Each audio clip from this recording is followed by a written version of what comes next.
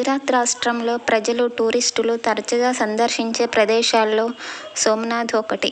ఇది భారతదేశంలోని అత్యంత ప్రాచీన తీర్థయాత్ర కేంద్రమే కాదు, పరమశివుడికి సంబంధించిన 12 జ్యోతిర్లింగాలలో ఒకటి కూడా. ఇక్కడ మరో ప్రధాన ఆకర్షణ ఏమిటి అంటే, ఇది శివ భక్తులతో పాటు శ్రీకృష్ణుడి భక్తులకు కూడా పరమ పవిత్రమైన ప్రదేశం.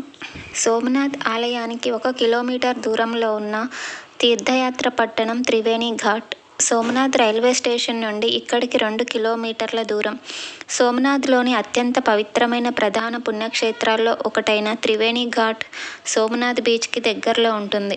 హిందూ పురాణాల్లో నదులు ముఖ్యమైన పాత్ర పోషిస్తాయన్న విషయం మనందరికీ తెలుసు. పవిత్రమైన గంగానది నుండి శక్తివంతమైన బ్రహ్మపుత్ర వరకు దాదాపు అన్ని నదులు ఒక కథను కలిగి ఉంటాయి.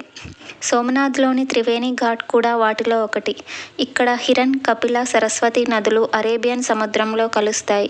ఈ 3 నదుల సంగమం లేదా అవి కలిసే ప్రదేశాల గురించి హిందూ మత గ్రంథాలలో చెప్పబడింది. అస్త్ర చెట్టు కింద విశ్రాంతి తీసుకుంటున్నప్పుడు దూరం నుండి మెరుస్తున్న శ్రీకృష్ణుడి కాలిని చూసిన వేటగాడు అది మృగమై ఉంటుందని భావించి తన వద్ద ఉన్న విషం పూసిన బాణాన్ని తీసి ప్రయోగిస్తాడు. అది నేరుగా వచ్చి కృష్ణుడి బ్రొటనవేలిని గుచ్చుకుంటుంది. విష ప్రభావం వలన కృష్ణుడు కన్ను మూస్తాడు. మరణానికి ముందు బాణం తగిలిన తర్వాత శ్రీకృష్ణుడు సోమనాథ్కి దగ్గరలో ఉన్న హిరణ్ నదిని సందర్శించినట్లు చెబుతారు.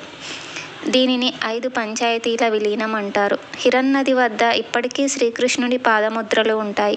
అవి ఉన్న ప్రదేశాన్ని దేహోత్సర్గ్ తీర్థ అని పిలుస్తారు. శ్రీకృష్ణుడు నిర్యాణం జరిగిన ప్రదేశాన్ని భాల్కా తీర్థం అని అంటారు.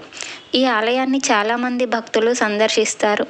ఈ ఆలయానికి సమీపంలోనే దాదాపు 1000 ఏళ్ల నాటి అస్త్రవృక్షం ఉంటుంది. దీని క్రిందే శ్రీకృష్ణుడు విశ్రమిస్తుండగా వేటగాడు వేసిన బాణం బొటనవేలికి తగిలింది. మోక్షానికి ఇది ఒక గొప్ప ప్రదేశంగా భక్తులు విశ్వసిస్తారు. ఎందరో భక్తులు దూర ప్రాంతాల నుండి ఇక్కడికి మోక్షం పొందేందుకు వస్తుంటారు. ఈ ఆలయంలో శ్రీకృష్ణుడి విగ్రహం ఉంటుంది. ఇక్కడ భక్తులు స్నానాలు చేసేందుకు అనేక ఘాట్లతో పాటు దుస్తులు మార్చుకునేందుకు ప్రత్యేక గదులు కూడా ఉంటాయి. చాలామంది ఇక్కడ శ్రద్ధ తర్పణ, పూర్వీకుల ఆరాధన చేస్తుంటారు.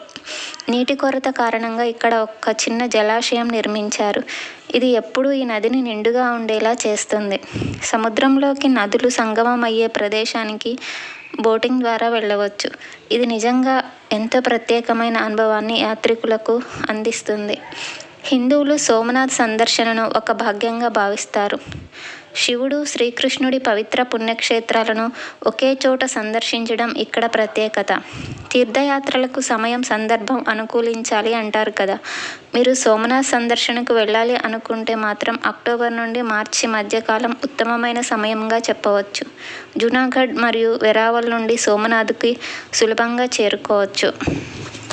ఇక్కడకు ఎలా చేరుకోవాలి? సోమనాథ్కు 63 కిలోమీటర్ల దూరంలో డియూ ఎయిర్పోర్ట్ ఉంది. ప్రయాణికులు బస్సులతో పాటు డియూ నుండి సోమనాథ్ వరకు రెగ్యులర్ టాక్సీ సర్వీసులు, లగ్జరీ బస్ సర్వీసులు ఉన్నాయి. ఇక్కడికి మరో సమీప విమానాశ్రయం అహ్మదాబాద్లోని సర్దార్ వల్లభాయ్ పటేల్ విమానాశ్రయం. సోమనాథ్ నుండి బస్సు సర్వీసులు, టాక్సీలు కూడా అందుబాటులో ఉంటాయి. బస్సు ద్వారా సోమనాథ్ చేరుకోవడం ఉత్తమమైన రవాణా మార్గం. సోమనాథ్ చుట్టూ అనేక చిన్న పట్టణాలు, నగరాలు ఉండడం వలన బస్సు సర్వీసులు, నాన్ ఏసీ, లగ్జరీ ఏసీ బస్సుల ద్వారా ఇక్కడికి సులభంగా చేరుకోవచ్చు. ఏసీ బస్సులో డియూ నుండి సోమనాథ్కు మనిషికి 300 ఛార్జ్ చేస్తారు. రాజ్కోట్, పోర్బందర్, అహ్మదాబాద్ వంటి సమీప ప్రదేశాల నుండి కూడా సోమనాథ్కి బస్సులు అందుబాటులో ఉంటాయి. సోమనాథ్ నుండి సమీప railway station Veraval railway station. Mumbai, Ahmedabad వంటి అనేక ప్రధాన నగరాల నుండి ఇక్కడికి నిత్యం రైళ్ల రాకపోకలు ఉంటాయి. సోమనాథ్ నగరం నుండి వెరావల్ రైల్వే స్టేషన్ కేవలం 5 కిలోమీటర్ల దూరంలో ఉంటుంది. ఈ వీడియో మీకు నచ్చినట్లయితే ప్లీజ్ లైక్ చేయండి, షేర్ చేయండి, సబ్స్క్రైబ్ చేయండి.